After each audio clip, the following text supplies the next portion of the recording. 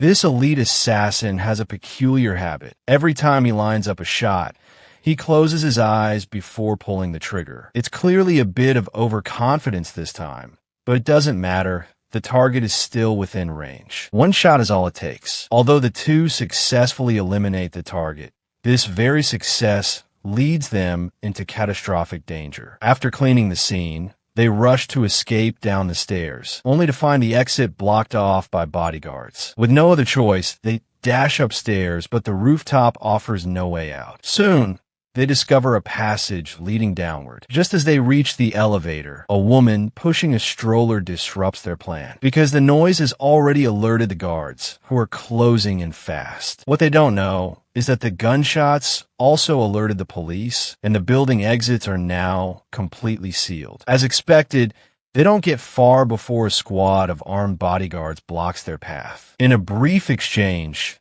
Qiang Ge seizes the moment when the guards try to search them and launches a sudden counterattack. Because if they get caught now, it's either life in prison or a firing squad. Even though the guards have the upper hand in numbers, against top-tier killers like Qiang Ge, they're still outmatched. Through their seamless teamwork, the two take out all the bodyguards in under 2.5 minutes. They dash to the 3rd floor and leap into a pre-positioned garbage truck, narrowly escaping pursuit. But they barely catch their breath when a new mission arrives. This time, the higher-ups don't tell them the target.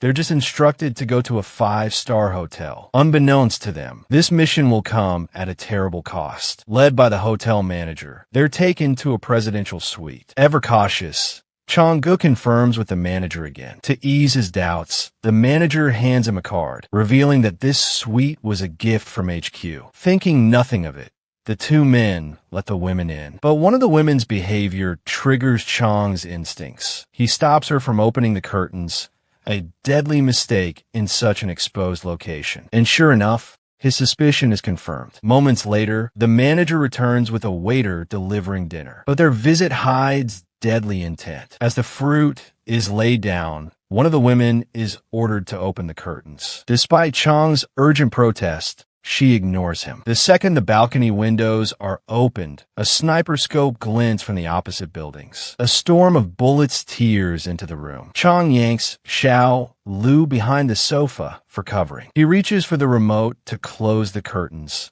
but one of the women suddenly attacks. In that brief instant, she not only snatches the remote, she nearly fully exposes the room to the sniper. Furious, she throws herself at Qiang. Shockingly, she's not only able to hold her own, she's actually stronger than Qiang. But just then, a bullet from the sniper pierces her skull. Before Qiang can react, the waiter attacks too. Though weaker than Qiang, his reckless assault and the sniper outside create immense pressure. During a scuffle, the attacker removes his shirt, giving Qiang a chance. When he rushes again, Qiang uses Chinese martial arts to flip him, but the man hits the curtain remote as he falls. Qiang is forced to hide. Luckily, Dashan thinks fast. He smashes a lamp, not to kill the lights entirely, but to avoid becoming visible if the sniper uses thermal imaging. Qiang tries to use a mirror to scout the sniper's location, but the waiter suddenly returns. He's not dead. He wraps steel wire around Qiang's neck. Dashan reacts instantly,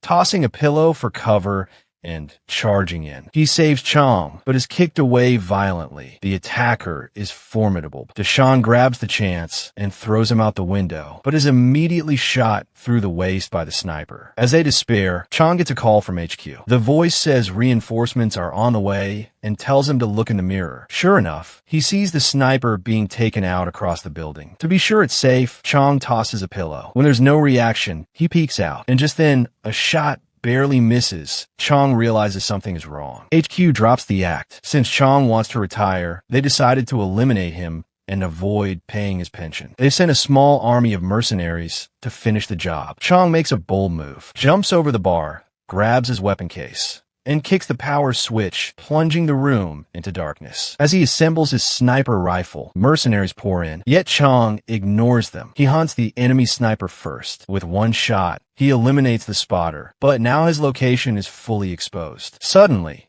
Qiang springs up and engulfs a mercenary in flames. Fire alarms go off, sprinklers activate, and he uses the smoke to strike back. But just as he finishes the mercenaries, one survivor grabs Qiang's notebook. Qiang pretends to surrender, then launches a sneak attack. Out of nowhere, a scorched mercenary appears, but he's no match for Qiang and is quickly dispatched. Meanwhile, the sniper outside is still watching. Xiaohong realizes she's unlikely to survive, so she hands Qiang a photo of her daughters, begging him to take care of her if she dies. Suddenly, the elevator chimes. Qiang rushes forward. The second wave has arrived. Facing a tank-like brute, Qiang struggles. He slams the door open and pulls the grenade pin on the enemy's vest, leaping out of the elevator. Just as another merc raises his weapon, Xiaohong shoots him, but is immediately sniped from the other building. Furious, Qiang grabs his sniper rifle. Both snipers fire simultaneously. The threat is neutralized, but the building is now. Deshawn is dying from blood loss. But Qiang doesn't give up. He drags his partner to another room. At that moment, a combat drone appears outside. To protect Deshawn, Qiang draws the drone's fire. After dodging its bullets, Qiang strikes back, but the drone launches a grenade. He survives, gets to the balcony, and fires, but it's not enough. Thinking quickly, Qiang finds a way to destroy it in one shot. He doesn't know, however, that another squad of mercenaries is inbound. Though he could fight them off, the real pain is that Deshawn has died. But before dying, Deshawn made a parachute from the bedsheets. Qiang grabs it and leaps off the balcony. He has no time left. But mid-air, the sheet rips. Thankfully, he lands in a garbage truck, surviving once again. A week later, Qiang contacts HQ. He tells them, "Today's the day I send you off." The boss casually excuses himself to the restroom. He doesn't know Qiang, disguised as a janitor, is waiting. A single gunshot echoes as the bodyguards rush in at the sound of 3 gunshots. Qiang walks out, hand in hand with a little girl, Xiaohong's daughter.